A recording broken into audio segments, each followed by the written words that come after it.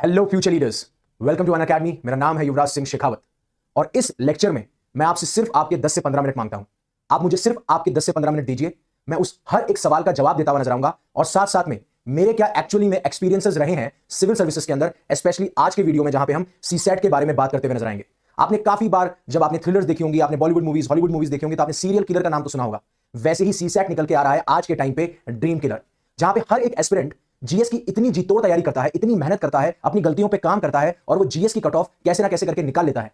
But फिर आता है सीसैट का रोड़ा, जो काफी बार, देखिए, ह्यूमैनिटीज के एस्पिरेंट को तो वो हमेशा से ही परेशान करता हुआ आया है, लेकिन आज के टाइम पे पिछले 2-3 सालों से, चाहे से इंजीनियर्स हो, चाहे वो आईआईटीएंस हो, एनआईटीएंस हो, या फिर किसी को इतना कॉन्फिडेंस हो कि नहीं, मेरे लिए तो मैथ्स और रीजनिंग बहुत आसान है, मेरे लिए तो इंग्लिश भी बहुत आसान है क्योंकि I come from a convent school, I studied in an English medium, सब।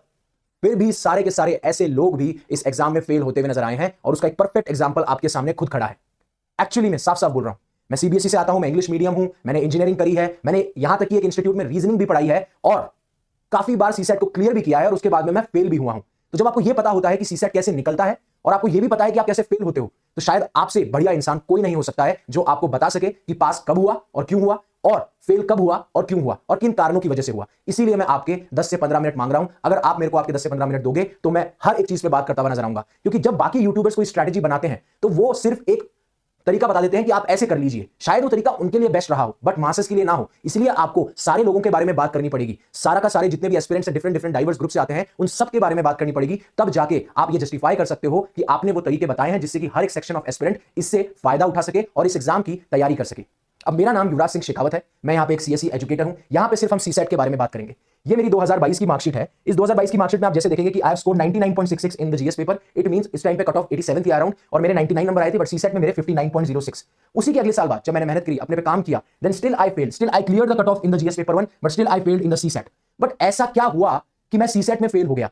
इवन इससे पहले जितने भी अटेम्प्ट दिए हैं मैंने हमेशा सीसैट को क्लियर किया है, बट इन 2 अटेम्प्ट्स में ऐसा क्या हुआ? हालांकि 22 में फेल होने के बावजूद तो मुझे अकल आ जानी चाहिए थी कि 23 में मैं क्यों फेल हुआ। हालांकि 23 का पेपर बहुत अनप्रेडिक्टेबल था, बहुत टफ था, मैं उस एंगल के बारे में भी बात करता हुआ नजर आऊंगा। लेकिन यहां पे मैं मान सकता हूं कि बहुत टफ था, लक फैक्टर हो सकता है, लेकिन यहां पे भी कुछ ऐसी चीजें थी जो मेरी गलती रही और यहां पे तो मैंने ब्लंडर ही ब्लंडर किए थे। मैं उन सारी चीजों के बारे में बात करूंगा, अपने पर्सनल एक्सपीरियंसेस को भी शेयर करूंगा। लेकिन पहले मैंने हमेशा से आपको बताया है कि जिस भी गेम की आप तैयारी कर रहे हो, यानी कि अगर आप यूपीएससी की तैयारी कर रहे हो तो आपको पता होना चाहिए कि आप कौन सा गेम खेल रहे हो। और उस गेम को खेलना, अगर आप उसको बहुत अच्छा खेलना चाहते हैं, कम गलतियां करना चाहते हैं, तो आपको उसके रूल्स के बारे में पता होना चाहिए कि इसके रूल्स क्या हैं। वैसे ही हम बात करेंगे सीसैट की, राइट? हम किसकी बात करेंगे? हम बात करेंगे सीसैट की, जिसमें मैं बात करूंगा कि क्या क्या ऐसे रूल्स हैं जो आपको समझने चाहिए। तो सबसे पहले बात आती है गेम। ये गेम है क्या? ये गेम है सीसैट का। अब आपको पता है CSAT stands for civil services aptitude test, जो कि जिस दिन आपका प्रीलिम्स का एग्जाम होता है, पहले शिफ्ट में आपके 9:30 से 11:30 आपका जीएस पेपर करवाया जाता है और सेकंड जो पेपर होता है वो सीसैट का होता है, जिसे हम जीएस 2 भी कहते हैं। इसमें 80 सवाल आते हैं। हर एक सवाल का जो नंबर, मतलब कि अगर उसके मार्क्स बताऊं तो 2.5 होते हैं और 1/3 इसमें आपका नेगेटिव होता है। और कहा यह जाता है कि ये क्वालिफाइंग एग्जामिनेशन है और ऑब्वियसली बात है, क्वालिफाइंग एग्जामिनेशन है, इसके बेसिस पे आपकी मेरिट डिसाइड नहीं हो रही। और कहीं ना कहीं एक और फैक्टर बनता है, जो यही फैक्टर काफी सारे एस्पिरेंट्स के लिए नासूर बनता है, और यही फैक्टर, ये सिर्फ एक क्वालिफाइंग पेपर है, आने वाले टाइम पे लोगों की, या फिर पहले भी जो बच्चे थे, जो एस्पिरेंट्स थे, उनके माइंडसेट को कैसे चेंज कर देता है और वही माइंडसेट की वजह से बच्चा हो जाता है फेल। इसलिए आपको ये चीज समझनी पड़ेगी। अब इस गेम को समझने का क्या तरीका है? इस गेम को समझने का तरीका यह है, एक तो आप सिलेबस देखो, लेकिन जब आप सिलेबस देखते हो तो आपको क्लियरली चीजें समझ में नहीं आती when it comes to prelims, चाहे वो जीएस हो या फिर वो सीसैट हो। इसलिए सबसे अच्छा सोर्स है कि आप पीवाईक्यू देखिए। आप पीवाईक्यू देखिए पिछले 8-10 सालों के, कि कैसे टॉपिक्स के लेवल में डिफरेंस देखने को मिलता है। पहले जहां पे उन्हीं टॉपिक से आसान सवाल पूछे जाते थे, अब डिफिकल्ट सवाल पूछे जाने लगे हैं। किस तरीके से ऑप्शंस चेंज हो रहे हैं, किस तरीके से पैटर्न चेंज हो रहा है, किस तरीके से लैंग्वेज देखी जा रही है, कौन से टॉपिक को ज्यादा और कौन से टॉपिक को कम इंपॉर्टेंस दी जा रही है, ये हमें पीवाईक्यू से पता चलता है और यही चीज हमें हेल्प करती है इस गेम को समझने में। लेकिन ये हमें ये तो बता देंगे कि ये गेम क्या है। लेकिन मान लीजिए मुझे ये पता है कि सीसैट होता है, पिछले टाइम से कराया जा रहा है, ये क्वालिफाइंग हो चुका है और मुझे इसमें 67 नंबर लेके आने होते हैं। मेरे को सिर्फ और सिर्फ अराउंड 27 क्वेश्चन चाहिए। अगर मुझे 27 क्वेश्चन मिल गए नेट करेक्ट तो मेरा पास हो जाएगा, मैं आराम से अपना 67 मार्क्स से क्लियर कर दूंगा। ये बताया जाता है out of 80 I just need to have 27, that means मेरे को सिर्फ इसको क्वालिफाई करना है। इसको मैं बताऊंगा आगे कि कैसे ये इफेक्ट डालता है। अब आपने पीवाईक्यू देखे, आपने पीवाईक्यू से समझा, सब कुछ किया, लेकिन एक इंडिविजुअल एंटर करता है। जैसा कि जब मैंने यहां पे एंटर किया था इस जर्नी के अंदर, तो सबसे पहले मैंने सिलेबस देखा था इसका, क्योंकि इसका कोई रेलेवेंस नहीं था, ना मैंने पीवाईक्यू देखे। मैंने क्या किया, मैं घुसा इस गेम के एरेना के अंदर। यानी कि जैसे आपने बॉक्सिंग की हो तो बॉक्सिंग में जो आपके आसपास बॉक्सिंग रिंग होती है उसे मैं एरेना कहता हूं, राइट? या फिर आप किसी भी मैदान का कोई एरिया होगा तो उसे आप बोलेंगे एरेना। तो मैंने सबसे पहले क्या किया, मैंने जो भी पेपर आया हुआ था पहले, तो आपको ये काम सबसे पहले करना है। मैंने आपको पहले एक स्ट्रेटजी बता रहा हूं, उसके बाद में मैं आपको मेरी गलतियां बताऊंगा जो कि शायद एक्सपीरियंस लोगों के लिए काम आ सके। अभी मैं बात कर रहा हूं बिगनर्स की, लेकिन आगे जो मैं मिस्टेक्स बताऊंगा अपनी, उसमें मैं बात करूंगा अपने एक्सपीरियंसेस की, जो कि शायद वेटरन्स के लिए और एक्सपीरियंस एस्पिरेंट्स के लिए बहुत ज्यादा हेल्पफुल होगी। ये चीज आप दिमाग में रखिएगा। तो पहले मैंने पेपर अटेम्प्ट किया। अब जब मैंने पेपर अटेम्प्ट किया तो पेपर अटेम्प्ट करने के बहुत सारे तरीके हैं। राइट। कोई हो सकता है, अब देखिए ये कहीं पे भी नहीं बताया जाएगा, कोई हो सकता है वो 1 to 80 क्वेश्चन लगातार अटेम्प्ट करे 1 by 1, राइट। जैसे वो रीडिंग कॉम्प्रहेंशन हो, मैथ्स हो, रीजनिंग हो, ऐसा। फिर उसके बाद में या तो वो पहले आरसी उठाए यानी कि रीडिंग कॉम्प्रहेंशन उठाए, ठीक है, उसे लगता है कि मैं रीडिंग कॉम्प्रहेंशन पहले कर सकता हूं, या फिर वो मैथ्स रीजनिंग पहले उठाए उसके बाद में रीडिंग कॉम्प्रहेंशन उठाए। तो ये तीन तरीके हैं मोटे मोटे जिससे कि आप पेपर को अटेम्प्ट कर सकते हो। एक तो 1 to 80 आप लगातार अटेम्प्ट करे जा रहे हो, आप देख ही नहीं रहे हो। एक आप पहले रीडिंग कॉम्प्रहेंशन करते हो, उसके बाद में मैथ्स, उसके बाद में लॉजिकल रीजनिंग, या फिर आप पहले मैथ्स और लॉजिकल रीजनिंग करते हो, रीडिंग कॉम्प्रहेंशन करते हो, डिपेंडिंग अपॉन योर कैपेबिलिटीज। अब आप बोलोगे सर मुझे तो अपनी कैपेबिलिटी पता ही नहीं है। हाँ, कैपेबिलिटी पता नहीं है, इसीलिए तो मैं कह रहा हूं कोई भी एक तरीका, एक इंडिविजुअल की जो साइकोलॉजी है, इंडिविजुअल का जो माइंडसेट है, हमें नहीं पता। बहुत सारे टाइप के हैं, हो सकता है कि वो इंग्लिश मीडियम स्कूल से आता हो, कॉन्वेंट स्कूल से आता हो, उससे ज्यादा कॉन्फिडेंस पेपर के टाइम पे रीडिंग कॉम्प्रहेंशन पे लग रहा हो, तो वो घर पे बैठा पेपर दे रहा है, अभी एग्जाम की तैयारी करनी उसने शुरू किया और वो देखना चाहता है कि मैं सीसेट में कितना अच्छा हूं। ये चीज पहली चीज एंड में नहीं करनी है। क्या हो गया, एग्जाम है, एग्जाम के 1.5 महीने पहले, 2 महीने पहले, 15-20 दिन पहले कर रहे हो, ये गलत है। अगर आप एक बिगिनर हो और शायद आपको तैयारी करते हुए टाइम नहीं हुआ है तो ये चीज नहीं करनी है। मैं पहली चीज बता रहा हूं, ठीक है। पहला डिस्क्वालीफाइंग वाला माइंडसेट कि इसको सिर्फ आप बोल रहे हो कि ये क्वालीफाइंग है, ये वाला माइंडसेट नहीं रखना है। दूसरा ये है कि अगर आप बिगिनर हो, आपकी तैयारी सॉलिड नहीं है, तो आपको क्या करना है, आपको इस चीज को बाद के लिए नहीं डालना है 1.5 महीने कि मैं 1.5 महीने पहले करूंगा, 15 दिन पहले करूंगा, 20 दिन पहले करूंगा, ठीक है। दो चीजें मैंने आपको इसी स्ट्रैटेजी के दौरान बता दी, धीरे धीरे मैं आगे और बताऊंगा। अब जब आपने पेपर देखा, पेपर करा, तो फिर उसके बाद में आपको यूपीएससी के आंसर की देखनी है और देखना है कि मेरा कितना स्कोर हुआ। मान लीजिए 200 नंबर का पेपर था और आज के प्रेजेंट टाइम पे आपके 130 140 नंबर आ जाते हैं, इसका मतलब मुझे नहीं लगता कि आपको तैयारी करनी चाहिए, राइट, क्योंकि ऑलरेडी आप 140 150 ला रहे हो।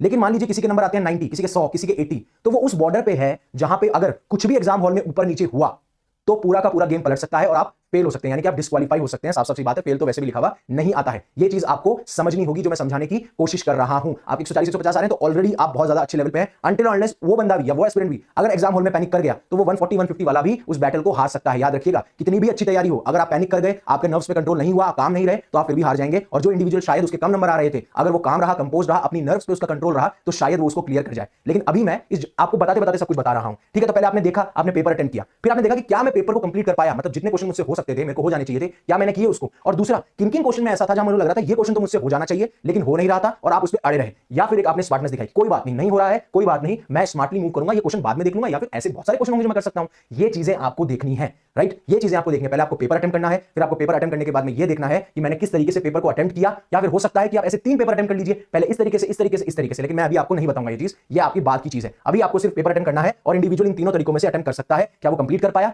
और ईगो वर्सेस स्मार्टनेस में किसकी लड़ाई हुई, ठीक है। ये चीज आपको समझ में आनी चाहिए। ये एक बिगिनर है जो आज बैठ के पेपर दे रहा है, उसके लिए है, और उसको ये देखना है कि मैं क्या कंप्लीट कर पाया, जितने क्वेश्चन मेरे को आने चाहिए थे, क्या मेरी ईगो थी, क्या मेरी स्मार्टनेस थी।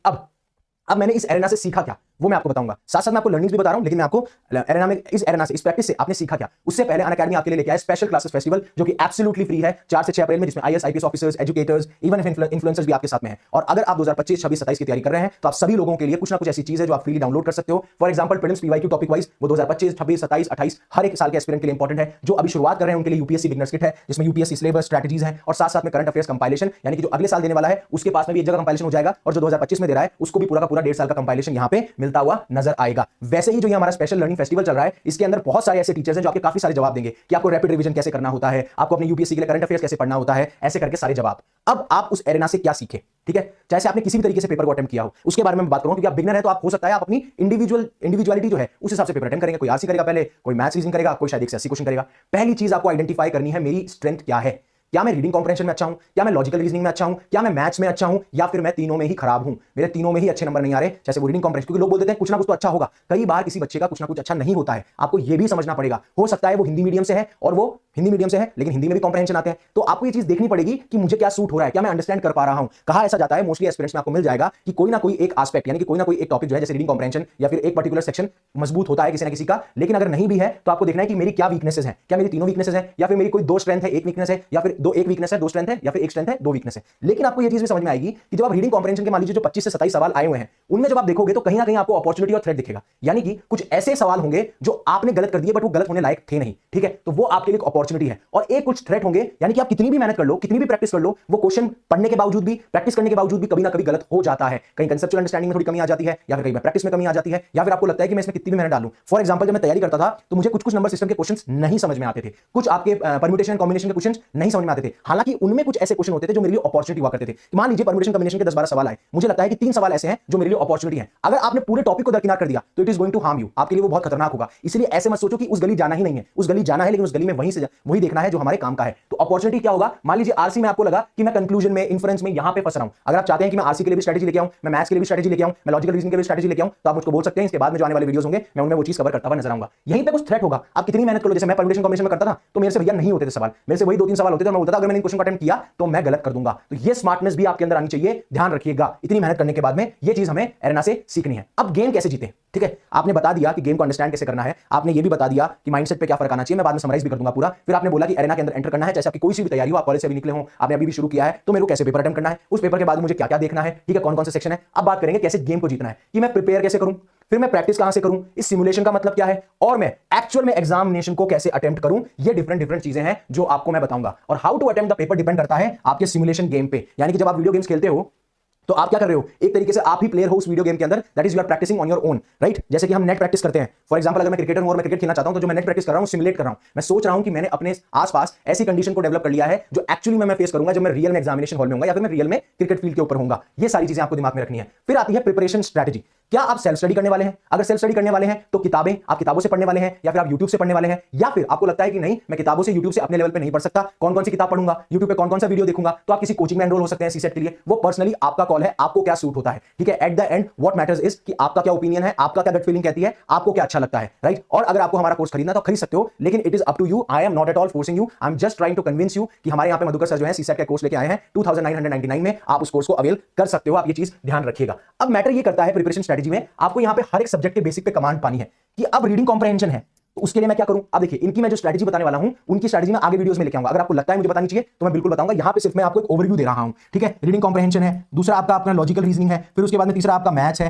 राइट, ये कहा जाता है, ठीक है। तो आप इनके पीवाईक्यूज देखिए और उसके बेसिस पे डिसाइड कीजिए कि आपको क्या स्ट्रेटजी लानी चाहिए। लेकिन प्रिपरेशन पहले आप बताइए। अब प्रिपरेशन स्ट्रेटजी क्या होगी, ये 3 सब्जेक्ट है। आरसी में तो आप न्यूज़पेपर भी पढ़ते हैं, आप किताबें भी पढ़ते हैं, तो कहीं ना कहीं आप हर बार क्या कर रहे हैं, हर बार पैराग्राफ्स को पढ़ रहे हैं और समझ रहे हैं, that is reading comprehension only. और फिर अगर आपको करना ही है तो आप सिर्फ इसमें पीवाईक्यू की प्रैक्टिस कीजिए। और पीवाईक्यू में देखिए आपके कितने सवाल सही हो रहे हैं, कितने सवाल गलत हो रहे हैं, सही हो रहे हैं तो क्यों हो रहे हैं, गलत हो रहे हैं तो क्या यूपीएससी का जो आंसर है वो मेरी सोच से मैच क्यों नहीं कर रहा है, वैसी सोच डेवलप करें। लॉजिकल रीजनिंग और मैथ के लिए बहुत सारे यूट्यूब चैनल्स हैं, आप उस पर सर्च कर सकते हैं, आप कोर्स खरीद सकते हैं, आप बुक ले सकते हैं। वहां पे आप देखिए कि कौन कौन से टॉपिक से सवाल पूछे गए हैं और उन टॉपिक के बेसिक्स को तैयार कीजिए। और बेसिक्स को तैयार करने के बाद में आपको करना है प्रैक्टिस। और बेस्ट सोर्स जो है प्रैक्टिस का वो है पीवाईक्यूज। फॉर एग्जांपल मान लीजिए कि आपने ब्लड रिलेशन किया। अब ब्लड रिलेशन आपने समझ लिया, जैसे यूट्यूब से समझा, किसी किताब से समझा। उसके बाद में आपको यूपीएससी के जितने पीवाईक्यूज मिले लॉजिकल रीजनिंग में ब्लड रिलेशन के, वो सारे उठाने हैं और सारे के सारे ट्राई करने हैं। और फिर देखना है कि क्या मैं ये सारे सवाल कर पा रहा हूं। अगर आप उनको सारों को कर पा रहे हो और सही आंसर आ रहा है, इसका मतलब आपकी कमांड जो है वो ब्लड रिलेशन पे अच्छी हो चुकी है। ऐसा ही आपको आरसी पे करना है, ऐसा ही आपको मैथ्स पे करना है। लेकिन ये भी आइडेंटिफाई करना है कि कितना इनपुट आप दे रहे हो। अगर आपका ज्यादा इनपुट जा रहा है और रिजल्ट कम आ रहा है तो आपको आइडेंटिफाई करना पड़ेगा, और वो आइडेंटिफाई करोगे आप पीवाईक्यू के बेसिस पे। क्योंकि 2023 के अंदर क्या हुआ था, permutation and combination, probability, number system, जो कि तीनों के तीनों मेरे कुछ ज्यादा खास नहीं है। हर बार जब पेपर में आते थे तो मैं परम्यूटेशन कॉम्बिनेशन से 2-3 सवाल लगाता था, प्रोबेबिलिटी से 1-2 सवाल लगाता था, नंबर सिस्टम से 2-3 सवाल लगाता था। लेकिन उस साल लॉजिकल रीजनिंग के क्वेश्चन कम हो गए और इनके क्वेश्चन बहुत ज्यादा बढ़ गए और मैथ्स के बाकी सेक्शंस में क्वेश्चन कम आए। तो इतना अनप्रेडिक्टेबल पेपर होने की वजह से और इतना कॉम्प्लिकेटेड पेपर होने की वजह से और एक तरफ पूरा झुकाव होने की वजह से इन सब्जेक्ट्स पे मैं इतना ज्यादा अच्छा परफॉर्म नहीं कर पाया।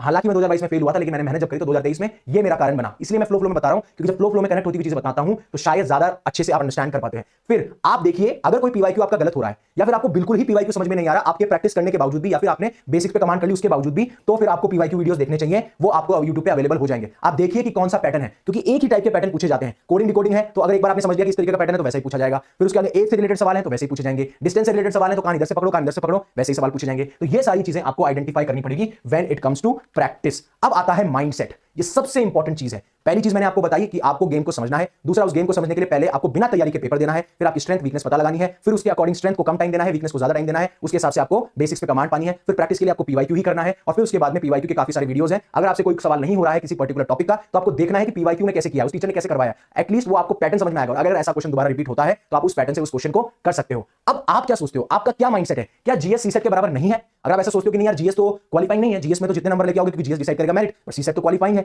तो यहां पे आपका माइंडसेट चेंज होता है। या फिर आप सोचते हो कि नहीं जीएस भी एक ही पेपर है और सीसेट भी एक पेपर है और दोनों इंपॉर्टेंट है और दोनों को लगभग मुझे इक्वल इंपॉर्टेंस देनी है। हालांकि मैं मानता हूं जीएस को ज्यादा इंपॉर्टेंस देनी है, लेकिन ज्यादा इंपॉर्टेंस देनी है, राइट। इसका मतलब ये नहीं है कि जीएस ही सब कुछ है, सीसेट कुछ नहीं। ये माइंडसेट है, ध्यान रखना। जीएस को ज्यादा इंपॉर्टेंस देनी है लेकिन सीसेट को भी देनी है। लेकिन ये मानना कि सिर्फ जीएस को देनी है सीसेट को नहीं, यहां पे सबसे ज्यादा बच्चे फेल होते हैं। और इससे आ जाता है लाइटनेस। आप लाइटली लेने लग जाते हो, आप इसको क्वालिफाइंग मानने लग जाते हो, आप इसके ऊपर आपका कैजुअल एटीट्यूड हो जाता है, और जिस वजह से आप सीसेट को इनिशियली ध्यान ही नहीं देते। आप बोलते हैं पहले पॉलिटिकल लूं, हिस्ट्री कर लूं, इकोनॉमी कर लूं, ज्योग्राफी कर लूं, ये सारी चीजें कर लूं। और सबसे बड़ी बात प्रैक्टिस में एक चीज मैं आपको और बताना भूल गया, आप ऐसे मत सोचना कि हर दिन मुझे मुझे सीसेट को देना है, राइट? ऐसा नहीं होता है। फिर आप जीएस भी करोगे, न्यूज़पेपर भी करोगे, पता नहीं क्या क्या चीजें करोगे, लेकिन ध्यान रखिएगा सीसेट को आपको एक दिन अलॉट करना है। मान लीजिए आप मंडे टू फ्राइडे पढ़ते हैं, तो आप सैटरडे को एक दिन अलॉट कर दीजिए। सैटरडे को पूरा आपने बोला कि मैं पूरे 6-7 घंटे जो भी पढ़ता हूं वो मैं पूरे के पूरे सीसेट को दूंगा। हो सकता है कि इनिशियली 6 महीने आप तैयारी ना करें, लेकिन जब 6 महीने बचे हो तब तैयारी शुरू कर दें। या फिर आपको लगता है बहुत ही कमजोर है तो आप 9 से 12 महीने में तैयारी शुरू कर दें, लेकिन एक दिन जरूर फिक्स करें। ऐसे नहीं कि एक घंटे दूं, क्योंकि जब आप मेहनत करेंगे पूरे दिन भर, पहली बात तो सीसेट को सुबह उठाएंगे नहीं, आप उठाएंगे अपने ऑप्शनल को, जीएस को, पता नहीं क्या क्या को, तो आप उस चीज को जब उठाएंगे तो आखिर में आपके पास में ताकत नहीं बचेगी। इसलिए मैं कह रहा हूं कि आपको ये नहीं करना है, आपको सैटरडे को टाइम देना है। आप उसमें देख सकते हो, आप थोड़े बहुत आपने सवाल लगा लिए रीडिंग कॉम्प्रिहेंशन के, एक दो टॉपिक आपने कर लिए मैथ्स के, एक दो टॉपिक आपने कर लिए लॉजिकल रीजनिंग के, वो आपका पूरा दिन बहुत प्रोडक्टिव होगा। और फिर उसके बाद में अगले हफ्ते उसको प्रैक्टिस कर ली उन्हीं क्वेश्चंस को। तो ये चीज आपके दिमाग में रहनी चाहिए। फिर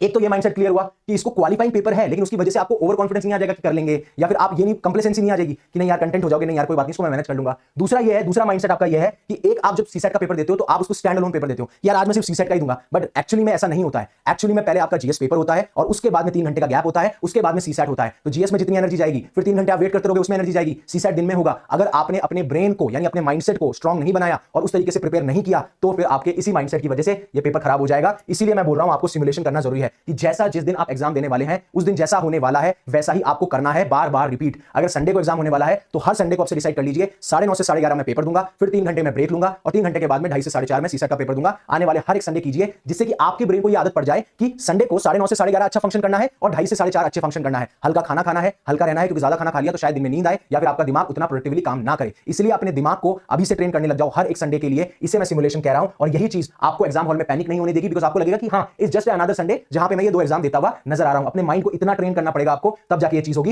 ये माइंडसेट बहुत ज्यादा मैटर करता है। इवन आपने पढ़ लिया मेहनत, पहला माइंडसेट आपको क्या हेल्प करेगा? पहला माइंडसेट आपको ये बताएगा कि अगर आपने इसको क्वालीफाई किया तो इसकी तैयारी को सीरियसली लोगे। अगर आपने इस माइंडसेट को सोचा तो आप नहीं कर पाओगे, लेकिन आपने सोचा नहीं सीसेट भी उतना ही इंपॉर्टेंट है मेरे लिए, क्योंकि मेरे को ये भी रोक सकता है मेंस के लिए, तो आपका माइंडसेट चेंज हुआ, आप तैयारी बहुत अच्छे से करोगे। दूसरा, अगर आपने सिमुलेशन नहीं किया कि मेरे को ऐसे तैयारी करनी है, मतलब मेरे को ऐसे एग्जाम देना 9:30 से 11:30, फिर 2:30 से 4:30, तो इतनी सब कुछ तैयारी करने के बावजूद भी आप ये बैटल एग्जाम हॉल के दिन हार जाओगे, राइट? अब आपको देखना है कि आप पेपर कैसे अटेम्प्ट करते हो। अब ये पेपर कैसे अटेम्प्ट करोगे? कुछ मॉक्स आपने लगा लिए, आप आइडेंटिफाई करो कि आपके लिए बेस्ट क्या काम कर रहा है। बेस्ट काम करने का मतलब यह है कि क्या आप पहले रीडिंग कॉम्प्रिहेंशन अटेम्प्ट करते हो, फिर बाद में लॉजिकल रीजनिंग और मैथ्स अटेम्प्ट करते हो, तो क्या आप ज्यादा क्वेश्चन अटेम्प्ट कर पाते हो, या फिर क्या ज्यादा एक्यूरेसी निकल के आती है, या फिर इस पैटर्न से आपका ज्यादा स्कोर आता है। पहला आपको ये आइडेंटिफाई करना। एक तरीका आपको ऐसे पेपर देना है, दूसरा आपको पहले लॉजिकल रीजनिंग और मैथ्स देना है, लॉजिकल रीजनिंग और मैथ्स देना है, फिर आपको रीडिंग कॉम्प्रिहेंशन देना है। क्या इस तरीके से आपके ज्यादा नंबर आते हैं क्या? ठीक है, तो एक पेपर आपने ऐसे दिया, एक पेपर आपने ऐसे दिया, और एक पेपर दिया कि पहले मैं रीडिंग कॉम्प्रिहेंशन करूंगा, फिर लॉजिकल रीजनिंग, फिर मैथ्स। मतलब जैसे जैसे सवाल आते गए मैं वैसे वैसे पेपर देता गया। यहां पे आपने पहले आरसी किया है, फिर मैथ्स रीजनिंग, यहां पे पहले आपने मैथ्स रीजनिंग किया, फिर आरसी, और फिर तीसरा तरीका है, आप मॉक टेस्ट पे और पीवाईक्यूज पे अप्लाई कर सकते हो अलग अलग। और अगर आपको लगे नहीं मेरे को एक बार देने से नहीं पता चल रहा है, तो इसको 2 बार दो, ऐसे ही 2 बार दो, आरसी लॉजिकल रीजनिंग मैथ्स, इसको भी 2 बार दो, लॉजिकल रीजनिंग मैथ्स और आरसी, और इसको भी दो कि भैया जो क्वेश्चन आ रहा है मैं करता जाऊंगा। अगर 3 क्वेश्चन पहले रीडिंग कॉम्प्रिहेंशन के तो वो करूंगा, उसके अंदर 2 लॉजिकल रीजनिंग के तो वो करूंगा, 2 मैथ्स के हैं तो वो करूंगा, ऐसे करता रहूंगा। ऐसे 2-2 पेपर दो और आइडेंटिफाई करो कि कहां पे आपके नंबर अच्छे आ रहे हैं, और उसी स्ट्रेटजी को ले जाके आपको एग्जाम हॉल में रेप्लिकेट करना है। वहां पे जाके अपनी स्ट्रेटजी मत चेंज करना।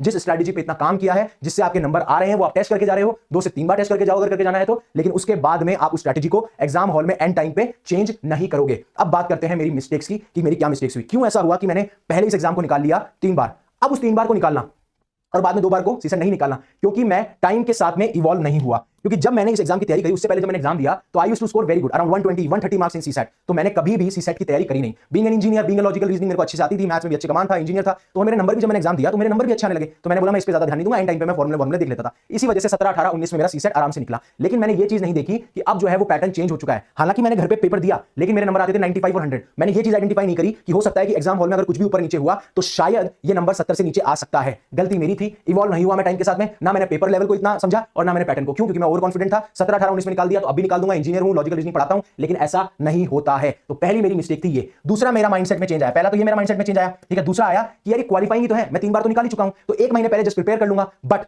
एक तो टाइम के साथ इवॉल्व नहीं हुआ, दूसरा टाइम के साथ इवॉल्व नहीं हुआ, तो ये माइंडसेट ऐसा हो गया कि क्वालिफाइंग। अगर मैं टाइम के साथ इवॉल्व भी नहीं हुआ तो कोई बात नहीं, लेकिन अगर मेरा माइंडसेट होता कि सीसेट इज वेरी इंपॉर्टेंट, आपको ध्यान देना चाहिए, तो शायद मुझे पेपर लेवल और पैटर्न दोनों के बारे में पता होता, और ये जो दोनों मिस्टेक, बिग मिस्टेक्स हैं, जिसकी वजह से 5-6 नंबर या 2-3 क्वेश्चन की वजह से रहा हूं, वो नहीं होता। 2022 में क्या हुआ था मेरी, अब देखिए 17, 18, 19, 20 तक अगर मैं पेपर देखता हूं तो what used to be my strategy is कि मैं 1 से लेकर 80 तक डायरेक्टली अटेम्प्ट करता था, राइट? ये मेरी स्ट्रेटजी थी। और उस टाइम पे क्वेश्चंस भी बहुत ज्यादा सही आया करते थे, यानी कि 1 से 80 तक अगर मान लो आप एट द एंड 65 तक भी पहुंचे, आखिरी के 15 क्वेश्चन आप पहुंचे ही नहीं, टू बी वेरी ऑनेस्ट, मैं अपने एक्सपीरियंस बता रहा हूं, तो फिर भी 65 में से आप लगभग 45 से 50 क्वेश्चन कर लोगे। और फिर जब उसके बाद आप टैली करोगे तो आपको लगेगा कि हाँ यार मेरे 27 नेट आ रहे हैं। लेकिन जब से 21, 22, 23 या फिर काफी लोगों के लिए 20 भी, जब से 20, 21, 22, 23 ये हुआ है, उसमें आपको बहुत ही स्मार्टली आप 1 से 80 डिसाइड नहीं कर सकते। आपको पिक करना पड़ेगा कि कौन सा पहले कौन सा पोर्शन उठाना है। क्या मेरा आरसी स्ट्रांग है तो मेरे को आरसी उठाना है, मैथ्स रीजनिंग उठाना है या मैथ्स रीजनिंग पहले उठाना है बाद में उठाना है, ये देखना पड़ेगा। या फिर कुछ लोग होते हैं पहले 5-10 मिनट फ्लिप करते हैं, आइडेंटिफाई करते हैं कि these 50 to 55 questions are there, तो ये भी बहुत इंपॉर्टेंट हो जाता है। अब मैं आपको एक चीज बताता हूं 2022 में क्या हुआ। 2022 में मैंने एक वीडियो देखा, ठीक है, बहुत ही रेप्यूटेड इंडिविजुअल है वो, उनका मैंने वीडियो देखा और उन्होंने ये बोला था कि आपको फ्लिप करना चाहिए पहले 10 मिनट के अंदर, और क्या नाम है 10 मिनट में आप आइडेंटिफाई कर लो कि 50-52 क्वेश्चन है।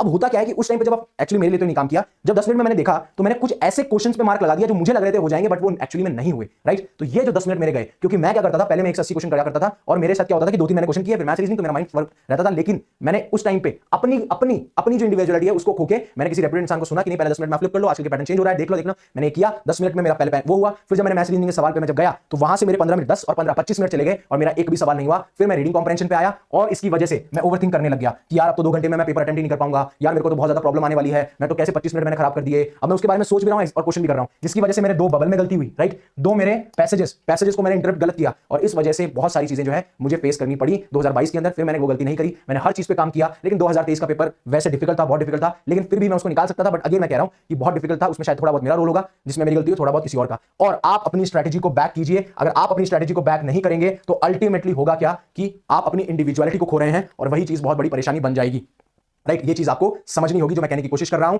होपफुली आपको पूरा समझ में आया होगा जो मैंने बोला है। प्लीज आप इनके पॉइंट्स बना लीजिएगा जो मैंने बात करी है और आप कैसे बेहतरीन परफॉर्म कर सकते हैं इस स्ट्रेटजी के दौरान। ये मैंने एक आपको पूरा खांचा बताया है, स्ट्रक्चर बताया है। अब आप इसमें कहां फिट होते हैं, आपके लिए क्या बेस्ट काम करता है, वो आपको आइडेंटिफाई करना होगा, राइट। वैसे ही अनअकैडमी आपके लिए बहुत सारे बैचेस लेके आया है। अगर आप 26 27 28 को टारगेट कर रहे हैं तो, और जैसा मैंने आपको बताया था, अगर आपको लगता है कि आप सीसेट की तैयारी नहीं कर सकते हैं क्योंकि यूट्यूब पे कितने वीडियोस देखेंगे, कितनी बुक्स पढ़ेंगे, तो मधुकर सर आपको 2999 में एक सीसेट का कोर्स लेके आए हैं। तो होपफुली आपको ये पूरा आर्टिकल अच्छे से समझ में आया होगा, यानी कि जो भी मेरे एक्सपीरियंसेस थे, जो भी मैंने काफी लोगों से बात करी, काफी लोगों से सीखा, क्योंकि कुछ ऐसे मेरे दोस्त हैं जो ऑलरेडी सर्विस के अंदर है, कुछ लोग थे जो 3-3 4-4 अटेम्प्ट तक नहीं निकला था, फिर 5 अटेम्प्ट में सीधा इंटरव्यू गए, 2 बार तो उनके सीसेट नहीं निकले, ऐसे करके 5-7 लोग ही हैं अपने पास। तो जब हमने तैयारी करी, ऐसा नहीं बोलूंगा कि 700 800 1000 लोग जानता हूं मैं नहीं जानता हूं इतने लोग। ये मेरी ऑनेस्ट आपके साथ में कन्वर्सेशन थी। होपफुली आपको अच्छा लगा हो तो प्लीज लाइक कीजिए, शेयर कीजिए, सब्सक्राइब कीजिए। आपके जो भी कमेंट आप बताइए कमेंट सेक्शन के अंदर, I will be happy to comment upon that. So thank you very much for giving me your precious time, because your precious time matters to me, because it's an asset. So again thank you very much for giving me your precious time. Stay safe, stay happy, शब खैर।